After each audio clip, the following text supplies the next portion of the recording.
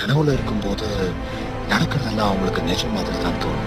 திடீர்னு முனைப்பு வரும்போதுதான் அவங்க கனவுல ஏதோ நடந்திருக்குன்னு தெரியும். உன்னை ஒண்ணு கேட்கவா? உனக்கு இன்னைக்காவது ஒரு கனவோட ஆரம்பம் ஞாபகத்துக்கு வந்திருக்கா? என்னைக்குமே ஒரு கனவோட நடுப்பகுதி தான் ஞாபகத்துக்கு வரும். அதுவும் சரிதான். இப்ப இதை எப்படி முடிக்கிறது? இப்ப நாம இங்க வந்திருக்கிறது, இப்ப நீ இந்த இடத்துக்கு எப்படி வந்திருக்கேன்னு தெரியுமா அரியாமி? இப்ப நீ எங்க இருக்கேன்னு தெரியுமா?